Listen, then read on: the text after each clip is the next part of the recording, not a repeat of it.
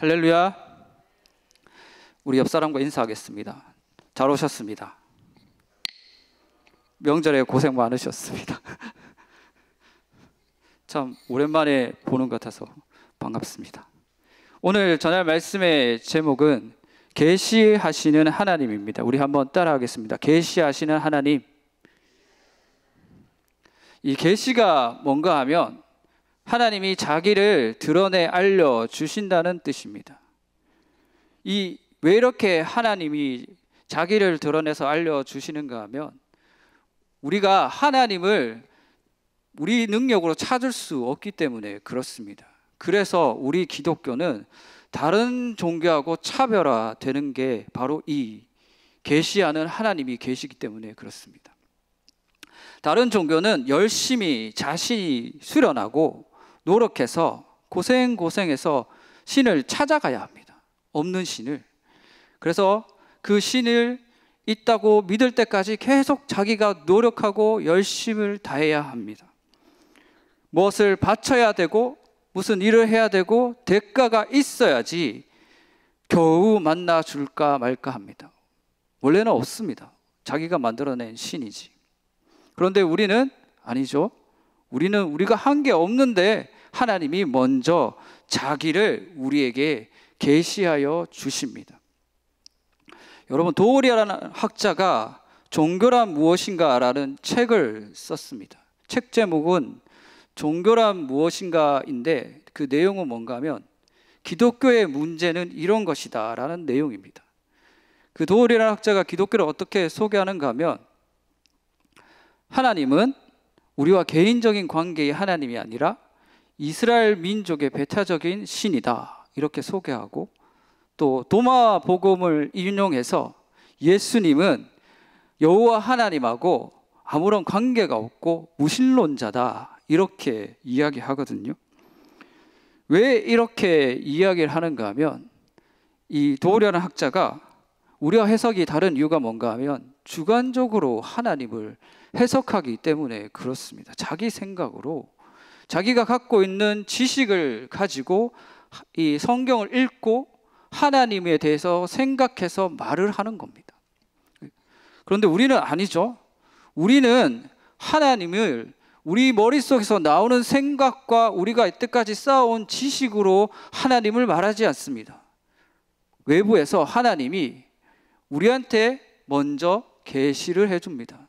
다른 사람의 말을 통해서 배우는 게 아니고 이 성경 말씀이 성령을 통해서 우리 속에 들어와서 외부에서 들어와서 우리가 하나님을 알게 되는 것입니다. 그래서 우리가 아는 하나님은 객관적입니다. 우리 머릿속에서 우리가 만들어내는 신이 아니라는 거예요. 그래서 우리 하나님은 계시하시는 하나님이다. 왜 하나님은 이토록 자신을 우리에게 알려주실까요? 아까도 말씀드렸지만 우리가 죄가 많아서 하나님을 알지 못하기 때문에 그렇습니다. 로마서 1장 22절에서 23절 말씀에는 이렇게 이야기합니다. 스스로 지혜 있다 하나 어리석게 되어 썩어지지 아니하는 하나님의 영광을 썩어질 사람과 새와 짐승과 기어다니는 동물 모양의 우상으로 바꾸었느니라. 우리 인간의 기본적인 상태가 뭔가 하면 하나님을 알지 못합니다. 하나님을 죽었다 깨어나도 하나님을 알지 못합니다. 다른 사람이 가르쳐주면 그렇구나 해서 끝납니다. 그 하나님에 대한 지식이 나하고 연관되었고 내 생명과 정말 깊은 관계가 있다는 것을 알지 못합니다. 제가 한날은 교회 청년하고 그런 이야기를 한 적이 있습니다. 교회 청년들이 청년부 예배를 드리면 2부 순서에 서로 이렇게 모여가지고 나눔을 합니다. 나눔. 그때 설교 제목이 순종에 관한 것이었습니다. 그래서 그 한 청년에게 물어봤어요. 너희 나눔을 할 때 뭐 하냐? 그랬더니 오늘 순종에 대한 말씀을 나누었는데 우리가 현실에서 살아가면서 그 순종을 어떻게 하고 그 순종했을 때 내 마음이 어떻다는 것을 나누었다고 하면서 저한테 뭐라고 얘기했는가 하면 참 어려웠다고. 자기는 공부하기 바쁘고 자기 할 일이 바빠가지고 순종할 시간이 없다고 이렇게 이야기를 저한테 하더라고요. 그래서 저는 그 청년하고 좀 친해서 돌려서 말하지 않았습니다. 직설적으로 얘기해 줬어요. 네가 순종할 시간이 없어서 순종을 못하는 게 아니고 예수님을 모르기 때문에 그렇다. 어떤 사람에게는 이 말이 상처가 될 수 있는데 그 청년은 전혀 상처를 받지 않더라고요. 그래서 바로 고개를 끄덕이면서 정말 맞습니다. 나 예수님 잘 모릅니다. 이렇게 이야기를 하더라고요. 우리가 그렇게 하나님의 말씀이 꼭 멀리 있고 나하고 아무 상관없이 느껴지는 것은 근본적으로 예수님을 알지 못하기 때문에 그렇습니다. 남의 말을 말해주는 게 그게 예수님이 아닙니다. 성령을 받아서 거듭나야지 나의 예수님이 되는 겁니다. 그래야지 내 생명과 밀접한 연관이 있고 나눔이 되는 거예요. 나눔이. 그게 안 된다면 하나님 말씀을 듣는 자리를 지키는 게 최선입니다. 그리고 성경 말씀을 배우려고 무던히도 노력해야 되는 게 최고입니다. 다른 길 없어요. 하나님 말씀을 바르게 배우는 것, 그리고 바르게 선포되는 그 자리에 자리를 지키는 것, 그게 정말 중요합니다. 그래서 우리 청소년들이 수요예배도 나오고 금요예배도 나오는데 참 좋은 현상이라고 생각합니다. 모르면 자리를 지켜야 하는 겁니다. 모르면 그게 최고입니다. 제일 빨리 가는 길이에요. 성경 말씀을 배우는 거. 하나님 알지 못한다는 것은 다시 말해 다른 뜻으로 생명이 없다는 겁니다. 살아있지 못한다는 뜻입니다. 성경은 말합니다. 사람이 숨쉬고 움직인다고 해서 살아있는 게 아닙니다. 하나님이 생명을 주셔야지 그 사람이 살아있다고 이야기를 합니다. 에스겔이 그 동굴에 들어가잖아요. 거기 마른 뼈들이 수북히 쌓여 있다고 성경은 말합니다. 그 마른 뼈는 뭔가 하면 당시 바벨론 포로에 잡혀가 있는 이스라엘 민족을 이야기합니다. 살아 숨쉬고 있어도 하나님은 니들은 마른 뼈다. 니들은 마른 뼈야. 다 죽은 거야. 이렇게 선언하시는 거예요. 근데 그 마른 뼈가 어떻게 살아납니까? 숨을 불어넣으니까 하나님 말씀대로 마른 뼈가 붙어가지고 살아나지 않습니까? 하나님이 생명을 주셔야지 산 사람이 되는 겁니다. 여기 오늘 우리가 읽은 열왕기상도 그 이야기를 합니다. 여기 보면 엘리야가 나오죠. 디셉 사람 엘리야. 북이스라엘에서 활동하던 선지자였습니다. 북이스라엘이 어떤 나라인가 하면 영적으로 상당히 심각한 나라였습니다. 그 성전이 없어요. 남유다에 성전이 있고 북쪽에는 가짜밖에 없었어요. 가짜밖에. 그 성전이 있더라도 가짜예요. 하나님을 만나지 못하죠. 예배를 못 드린다는 것은 하나님 알 길이 없다는 거예요. 여러분이 예배 자리 지켜야 되는 것은 하나님을 만나는 자리이기 때문에 예배 자리를 지켜야 하는 겁니다. 북이스라엘이 망했던 근본적인 원인은 하나님을 예배하지 않았기 때문에 그렇습니다. 하나님을 만나지 않으니 우상이 판을 치고 하나님보다 더 귀한 게 많고 이 마음에 정말 죄악들이 가득하게 되는 겁니다. 우리도 마찬가지입니다. 제대로 된 예배를 드리지 않으면 우리도 똑같이 북이스라엘처럼 되는 겁니다. 우리 삶에 우상이 판을 치게 되는 겁니다. 주일에 예배 안 가고 모임 자리 만들고 취미 생활하고 다른 데 가잖아요. 그 사람은 이미 영적으로 죽어가고 있다는 겁니다. 죽어가고 있다는 거. 예배가 중요한지 모른다는 것은 이미 하나님을 알지 못한다는 증거입니다. 내가 하나님을 만나야지 살 수 있는 사람이라는 걸 모르는 거예요.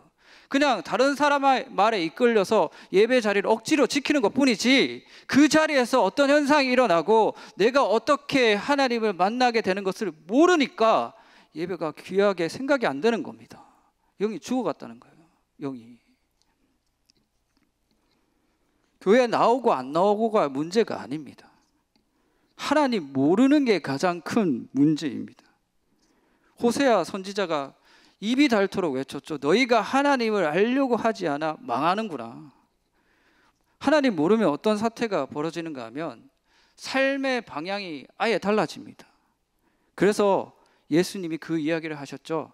밭에서 보화를 발견하면 내 전 재산 다 털어가지고 그거 산다고.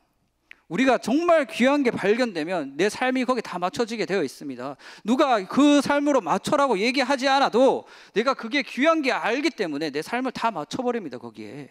이것보다 중요한 게 없는 거예요. 이것보다. 우리가 하나님을 만나는 그 신앙생활이 그렇다는 겁니다. 하나님 진짜로 만나가지고 하나님이 나한테 생명을 주시고 나를 살려주시는 분이라는 것을 알게 되면 그게 밭에서 발견한 보화하고 똑같은 거예요. 그래서 예수님이 그 이야기를 한 겁니다. 그런데 우리의 삶이 늘상 그렇지 않다는 게 문제입니다. 거듭난 후에도 하나님을 찾지 않고 이렇게 떨어지는 경우가 있습니다. 엘리야의 상황이 그렇습니다. 엘리야가 어떤 사람입니까? 갈멜산에서 850명하고 대결해서 이겼습니다. 그 아세라 바알 선지자 다 죽였어요. 다 죽였는데 어떻게 되는가 하면 그 뒤에 문제가 발생합니다. 아합 아내 이세벨이 엘리야를 죽이라고 명령을 합니다. 우리 말씀 같이 읽어보겠습니다. 19장 2절 말씀 우리 같이 읽겠습니다. 시작. 이세벨이 사신을 엘리야에게 보내어 이르되 내가 내일 이맘때에는 반드시 내 생명을 저 사람들 중 한 사람의 생명과 같게 하리라. 그렇게 하지 아니하면 신들이 내게 벌을 위에 벌을 내림이 마땅하니라 한지라. 아멘. 여기 나오는 아합 왕하고 이세벨은 정치적으로 상당히 뛰어난 사람이었습니다. 아합 왕은 그 자리에서 구경하고 있었어요. 그러면 엘리야가 자기 선지자들 다 죽이는 거 보고 바로 군사를 투입해서 죽이면 되잖아요. 근데 그렇게 안 했어요. 그렇게 안 하고 자기 아내 이세벨 여왕에게 그것을 넘깁니다. 훗날을 위해서. 바로 죽이면 그 당시에 그 목격자들이 많았기 때문에 엘리야를 죽이면 어떤 현상이 일어날지 몰랐습니다. 그래서 위험한 상황이 벌어질 수도 있으니까 이세벨에게 넘기고, 이세벨도 뛰어난 사람이었습니다. 정치적으로 계략이 정말 출중한 사람. 그래서 군사를 바로 투입해서 죽이는 게 아니고 먼저 말을 합니다. 오늘날도 마찬가지죠. 여론전을 펴니다. 여론전. 매스컴을 이용해서 여론전을 펼친 다음에 엘리야가 어떻게 행동하는가를 보고 그 다음에 대응하려고 했습니다. 제일 최선책이 뭔가 하면 엘리야가 겁을 집어먹고 도망가는 거였어요. 엘리야가, 그 대단한 엘리야가. 그런데 이세벨의 뜻대로 됩니다. 그 대단했던 엘리야가 꺾입니다. 그 말 한마디에 도망가는 거예요. 겁을 집어먹고. 그리고 이렇게 됩니다. 3절 말씀 우리 같이 보겠습니다. 제가 읽어드리도록 하겠습니다. 그가 이 형편을 보고 일어나 자기의 생명을 위해 도망하여 유다에 속한 브엘세바에 이르러 자기의 사환을 그곳에 머물게 하고, 그 하늘에서 불을 내리고 날아다니던 엘리야는 온데간데 없습니다. 계속해서 도망갑니다. 단연코 이상한 상황이라고 할 수 있습니다. 그렇게 대단한 능력을 가진 사람이 어떻게 그 말 한마디에 꺾일 수가 있을까? 엘리야가 얼마나 대단했는가 하면 가뭄을 선포만 하면 가뭄이 진짜로 왔고, 다시 하나님께 기도하면 다시 비가 왔어요. 그리고 마차보다 빨리 달렸습니다. 지금으로 치면 히어로였습니다. 히어로. 능력을 가진 히어로. 그런데 그 엘리야가 겁을 집어먹고 도망가는 거예요. 꺾인 거예요. 왜 이렇게 되는가 하면 충분히 그럴 수 있습니다. 여러분, 큰 일을 해오는 사람은 있지 않습니까? 큰 일을 한 다음에 그 다음에 딱 내려갔을 때 이 마음의 공허함이 엄청 큽니다. 그리고 일의 성공을 많이 경험한 사람일수록 실패가 딱 왔을 때, 자기가 예상치 못한 일이 왔을 때 한 방에 꺾이는 수가 있어요. 자기가 예상하지 못했으니까. 이때까지 성공만 거뒀잖아요. 엘리야에게는 외적으로나 내적으로나 타격이 심한 일이었습니다. 그때 갈멜산에서 850명을 죽이고 그 다음에 하나님을 구경하던 사람들이 다 하나님을 믿고 돌아올 줄 알았어요. 회개하고. 근데 아무런 일이 일어나지 않는 거예요. 오히려 이세벨이 득세해갖고 자기를 죽이겠다고 막 달려드는 거죠. 자기가 예상하지 못한 일이었어요. 또한 이 마음 속에서는 공허함이 가득했을 겁니다. 여러분, 그 큰 무대에 서 있는 사람일수록 그 무대 뒤에 가면 공허함이 있는 거 아시죠? 그 연예인들이. 그래서 연예인들이 타락하지 않습니까? 우리 목회자들도 그런 분들이 꽤나 있습니다. 그 설교를 하고 난 다음에 뒤에 와서 공허함으로 무너지는 목회자들. 이 마음의 공허함도 엘리야를 짓눌렀던 거예요. 엘리야를. 옛날에 설교의 제왕이라고 불리우던 찰스 스펄전이라는 목사님이 계셨습니다. 이 목사님이 우울증을 앓았어요. 선천적으로 약간의 우울증도 있었고 계속해서 설교 사역을 하시다 보니 우울증이 더 심해졌어요. 그래서 자신의 우울증에 대해서 이렇게 이야기를 하셨습니다. 제가 간단하게 소개해 드리겠습니다. 정신은 신체보다 훨씬 더 아래로 내려간다. 왜냐하면 끝이 없는 구덩이가 있기 때문이다. 어떤 사람들은 태어날 때부터 우울한 기질이 있다. 5주 넘게 병으로 고통스러워하는 동안에 나는 우울함의 깊은 물속에 잠겨 있었다. 처음 런던에서 목사가 되었을 때 이 성공은 내게 충격을 주었다. 지금까지 즐겁게 하던 일이 직업이 되면서 나는 가장 낮은 곳으로 내던져지고 내 고통의 신음이 입 밖으로 나왔으며 대영광성을 위한 공간은 어디에도 없었다. 모든 정신노동은 지치게 하고 우울하게 하는 경향을 보인다. 지나친 연구는 육체의 피로를 더하기 때문이다. 그 우울증을, 자기 우울증 이렇게 소개하는 거예요. 설교의 제왕이라고 하면 말씀으로 충만하고 성령으로 충만해서 모든 것을 다 이겨낼 것 같지 않습니까? 그런데 아닌 거예요. 예수 믿는 사람도 죽고 예수 믿는 사람도 똑같이 질병에 걸립니다. 정신병도 그렇다는 거예요. 정신병도. 예전에 목사가 정신병 걸리면, 우울증 걸리면 죄악시하는 분들이 있었는데 그렇게 하면 안 됩니다. 목사도 정신병 걸립니다. 목사가 더 정신병 걸리기 쉽습니다. 엘리야도 그랬다는 거예요. 엘리야도 똑같이 우울증 같은 게 찾아왔습니다. 내면에. 그래서 로뎀나무에서 하나님께 호소합니다.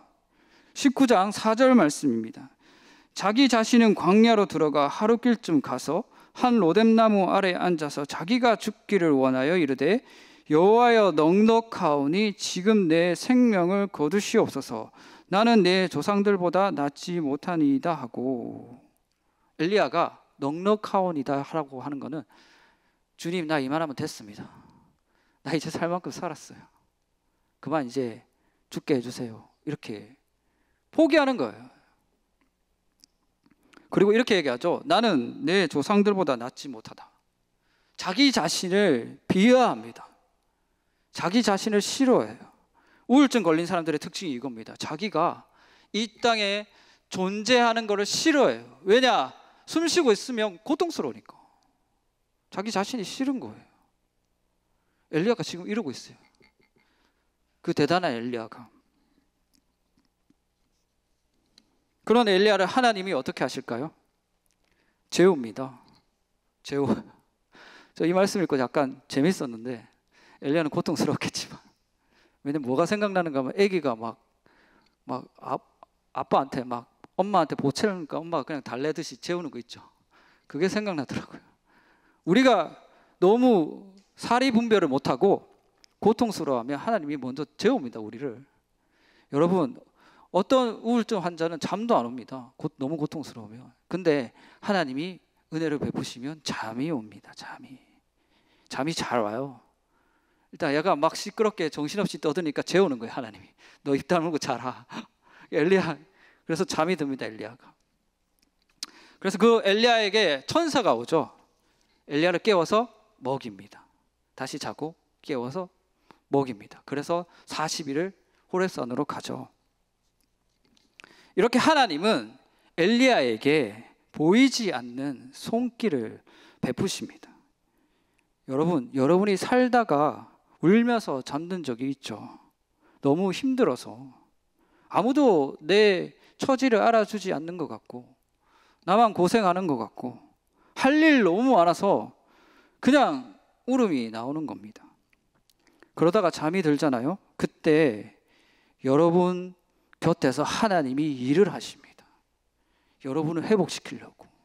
여러분이 느끼지 못하는 사이에 하나님이 그 자비의 손길로 여러분을 회복시켜 주십니다. 여러분이 죽지 않고 희망을 잃지 않도록 도와주십니다. 여기 엘리야를 먹이셨던 것처럼 말입니다. 그것은 영적인 양식이자 자비의 손길입니다. 당장은 모릅니다. 내가 하나님의 손길을 받았다는 거. 그런데 그 고난을 이겨내고 시일이 지나면 알게 됩니다. 나는 그때 혼자가 아니었구나. 하나님이 나를 이렇게 어머니가 나를 안아주듯이 품어주셨구나. 알게 되는 거죠. 모세가 그런 사람이었습니다. 모세가 200만 명 되는 사람 끌고 광야에 갔을 때 스트레스가 이만저만이 아니었습니다. 저 같으면, 제가 모세 같은 상황이었으면 죽어도 100번 넘게 죽었을 겁니다. 근데 모세는 그렇지 않았죠. 근데 모세는 너무 힘들어가지고 엘리야처럼 하나님한테 죽여달라고 한 적이 있어요. 그게 어디 나오는가 하면 민수기 11장 15절에 나옵니다. 제가 읽어드리도록 하겠습니다. 주께서 내게 이같이 행하실진대 구하옵나니 내게 은혜를 베푸사 즉시 나를 죽여 내가 고난당함을 내가 보지 않게 하옵소서. 너무 힘드니까 죽여달라는 거예요, 하나님한테. 모세도. 근데 제가 다 찾아보지는 않았지만 구약에 이런 사람들이 숱하게 나옵니다. 죽여달라고 하는 사람. 욥도 그렇고 예레미야도 그렇고 너무 힘들어하고 죽여달라는 사람. 근데 모세가 나중에 훗날 신명기에서 이제 2세대들을 모아놓고 가나안 땅 앞두고 뭐라고 얘기했는가 하면 신명기 32장 10절에서 모세가 이렇게 얘기합니다. 여호와께서 그를 항무지에서 짐승이 부르짖는 광야에서 만나시고 호위하시며 보호하시며 자기의 눈동자 같이 지키셨도다. 아멘. 모세의 그 아픔과 고통을 아시고 하나님이 해결해 주신 거예요. 그러니까 모세가 이렇게 고백하는 거예요. 너희는 기억해라. 광야에서 살아남은 거는 하나님이 우리를 지키고 보호해 주셨기 때문이다. 너희 들어가서 꼭 기억해. 그렇게 신신당부하는 겁니다, 모세가. 여러분 인생 우리가 사는 것 같죠? 아닙니다. 하나님 은혜 때문에 우리가 이만큼 살아왔다는 겁니다. 우리가 지난 날을 돌아보면 우리가 가진 능력과 우리가 가진 것보다 더 많은 것을 받았고 더 많은 것을 이루었습니다. 절대로 계산하면 우리 능력으로 되지 않는 일들이었습니다. 그거 다 하나님이 여러분과 함께 계셨기 때문입니다. 보이지 않는 곳에서 하나님이 일하셨고 여러분이 힘들 때마다 하나님이 만나 주셨기 때문에 지금 우리가 이만큼 누릴 수가 있게 되는 것입니다. 그것을 믿으시기 바랍니다. 엘리야는 그렇게 하나님의 도우심으로 호렙산에 들어갑니다. 호렙산 동굴로 들어간 엘리야에게 하나님이 말씀으로 찾아오십니다. 우리 말씀 같이 읽겠습니다. 9절 말씀 시작. 엘리야가 그곳 굴에 들어가 거기서 머물더니 여호와의 말씀이 그에게 임하여 이르시되 엘리야야 네가 어찌하여 여기 있느냐. 아멘. 하나님이 엘리야에게 물었어요. 너 뭐하고 있니? 뭐하고 있니? 하나님이 사람에게 질문하실 때는 그 사람이 뭐하고 있는지 몰라서 묻는 게 아니라 그 사람이 하나님의 말씀을 듣고 자기의 처지가 어떤지 깨닫고 네가 누군지 깨달으라고 질문해 주시는 거예요. 답을 찾으라 너 스스로. 엘리야에게 답을 찾으라고 하나님이 질문을 하셨는데 엘리야가 뭐라고 대답을 하는가 하면 이렇게 대답합니다. 10절 말씀입니다. 그가 대답하되 내가 만군의 하나님 여호와께 열심히 유별하오니 이는 이스라엘 자손이 주의 언약을 버리고 주의 제단을 헐며 칼로 주의 선지자들을 죽였음이오며 오직 나만 남았거늘 그들이 내 생명을 찾아 빼앗으려 하나이다. 아멘. 엘리야는 뭐라고 답변하는가 하면 자기가 여태 열심히 일해 왔습니다. 나 이렇게 열심히 일했는데 왜 내가 죽을 지경에 몰립니까? 하나님께 되묻는 거예요. 뉘앙스가 그렇죠? 약간 비꼬는 것 같죠? 내가 하나님한테 이렇게 순종 잘하고 열심히 일했으면 나는 이런 상황에 처하면 안 되는 거 아닙니까? 이렇게 반문하는 거죠. 사역자들이 고통스러울 때, 특히 열심히 사역하신 분들이 힘들 때 자주 나오는 말이 이 말입니다. 하나님, 내가 이렇게 되면 안 되잖아요. 내가 했던 일이 얼만큼 많은데. 주의하실 것은 우리가 엘리야의 상황을 단편적으로 보고 엘리야가 잘못됐다고 판단할 수 없는 겁니다. 왜냐하면 엘리야가 그만큼 일을 많이 했습니다. 그리고 대단했습니다. 혼자 수백 명을 상대했고 혼자 정말 그 많은 일을 감당했습니다. 그 대단한 일을 했음에도 예상했던 결과가 안 나왔죠. 사람이 살면서 자기가 예상되고 계획한 대로 일이 되면 얼마나 좋겠습니까? 그런데 여러분이 살아보셔서 아시겠지만 우리 계획대로 되지 않지 않습니까? 우리 인생이 내가 예상한 대로 열심히 일한 만큼 대가를 받으면 얼마나 좋겠습니까? 그러나 그렇게 되지 못하는 경우도 많이 있습니다. 근데 문제는 뭔가 하면 엘리야가 하나님한테 답을 할 때 뭐라고 답을 했는가 하면 자기가 해왔던 일을 의지하는 거예요.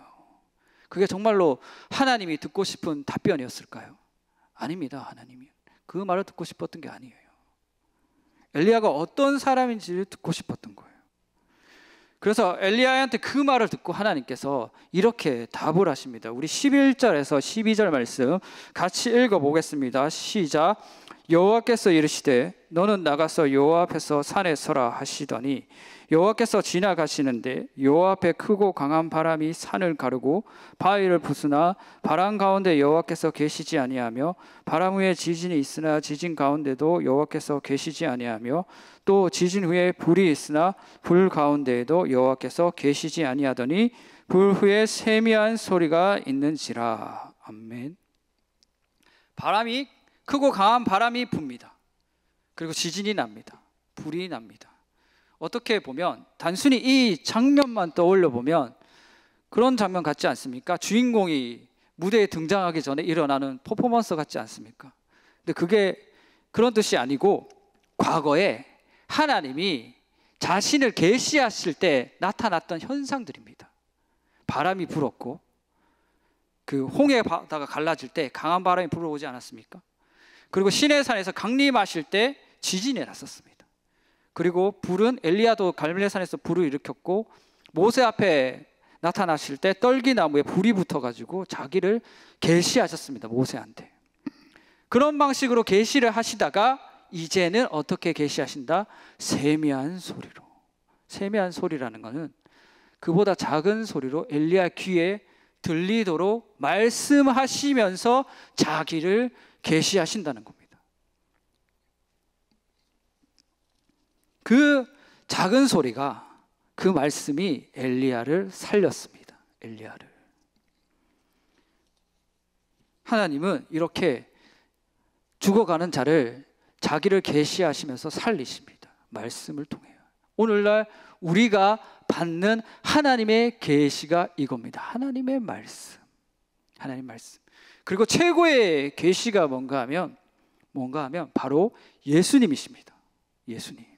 예수님이 이 땅에 인간으로 오셔가지고 했던 모든 삶이 우리가 받은 최고의 하나님의 계시입니다. 내가 너희와 이렇게 같이 있다. 그래서 예수님 태어날 때 이렇게 말씀하시죠. 보라, 여기 하나님이 같이 있다. 임마누엘의 하나님. 그렇게 얘기하지 않습니까? 너희와 함께 있을 거다. 그리고 하늘에 올라가시면서도 제자들에게 말씀하시지 않습니까? 세상 끝날까지 내가 너희와 함께 있을 것이다. 이게 하나님의 최고의 계시입니다. 예수님을 통해서. 죄악의 구렁텅이에 빠져 있는 우리에게 하나님이 그 구렁텅이로 직접 오셨어요. 이게 여러분 이 말씀을 묵상할수록 하나님을 만난 사람일수록 이게 얼마나 감격적이고 은혜로운 말씀인지 생각나게 됩니다. 하나님이 오실 곳이 아니에요. 이 땅은 하나님은 제어하고 양립할 수 없습니다. 그런데 그 고통을 무릅쓰고도 본인이 직접 오셨어요. 이 땅에. 그래서 우리가 당할 고통을 먼저 다 당하시고 십자가를 지시고 우리를 구해주셨다는 겁니다. 그게 최고의 계시입니다. 하나님을 우리에게 알려주시려고 예수님이 십자가에서 자기 목숨을 바쳤어요. 그거 아니었으면 우리는 하나님 알 길이 없었습니다. 그거 아니었으면. 그래서 그 죄악에 빠져가지고 허우적대는 우리에게 하나님이 물으시면 우리가 뭐라고 대답해야 할까요? 엘리야에게 물으셨던 것처럼 너 거기서 뭐하냐? 라고 물으시면 우리가 무슨 일을 해왔고 무슨 일을 했습니다 라고 답해야 할까요? 아닙니다. 나는 비록 일은 실패하고 연약하고 못났다고 할지라도 예수님의 목숨값으로 새 생명을 얻게 된 하나님의 사람입니다 라고 고백해야 하는 거예요. 내 처지가 어떻든 간에, 내 상황이 어떻든 간에, 내가 어떤 사람이든 간에 하나님의 사람인 거예요. 엘리야가 그렇다는 겁니다. 하나님이 엘리야에게 듣고 싶은 대답이 그거였어요. 근데 두 번이나 물었지만 엘리야는 그렇게 답을 하지 않았어요. 똑같은 말만 합니다. 나밖에 없습니다. 이거 슈퍼맨 컴플렉스입니다. 슈퍼맨. 엘리야가 이전에 들었어요. 100명이 있었다고, 선지자 100명이 있다고 들었음에도 불구하고 나밖에 없습니다. 나 아니면 이 일 못합니다. 그리고 이제 나는 열심히 일했는데 죽게 생겼습니다. 그렇게 얘기하는 거죠. 근데 엘리야에게 다시 하나님이 만나 주시고 새로운 비전을 제시해 줍니다. 예후에 가서 기름을 부어라, 엘리사에게 기름을 부어라, 이렇게 새로운 사역을 제시해 주고 길을 내주니 엘리야가 다시 일어납니다. 우리가 그렇습니다. 우리가 살아가면서 우리가 계속 생명을 얻고 살아갈 수 있는 이유는 뭔가 하면 그 이유가 우리에게 있지 않고 우리를 만나 주시는 하나님 때문에 우리가 그렇게 살아갈 수가 있는 겁니다. 우리가 다윗이 그랬고 하박국이 그랬죠. 하박국이 나라 완전히 망해갈 때 좌절해가지고 성루에 올라가서 하나님께 따지다가 하나님이 만나 주시니까 그걸로 만족한 거예요. 그래서 외양간 송아지가 없어도 라는 찬양을 하지 않습니까? 제가 아는 어떤 목사님이 우울증에 걸리셨습니다. 예전에, 오래전 일인데 그 목사님은 대단한 목사님이었습니다. 20대 때 인도에 들어가서 청년 20명 데리고 들어가서 인도 사람만 800명 모아가지고 집회를 했습니다. 그 800명 모아서 집회하고 거기서 결신자 50명 있어가지고 안수하고, 20대가 그 목사 안수도 안 받은 사람이었는데 안수하고 대역사를 일으켰습니다. 근데 그 목사님이 나중에 나이 들고 자식 키운다고 선교 사역을 못했어요. 우울증이 온 거예요. 우울증이. 밤에 이 불을 켜놓고 자야 되고 자기 아내가 없으면 잠을 못 잡니다. 좀 좋은 현상 같기도 한데 자기 아내가 옆에 없으면 잠을 못 잡니다. 우울하셨어요. 몸에 병도 많았고 선교 사역 못 해가지고. 그러다가 산에 올라가다가 하나님을 만난 거예요. 하나님 음성을 들은 거예요. 착하고 충성된 종아, 내가 너를 안다.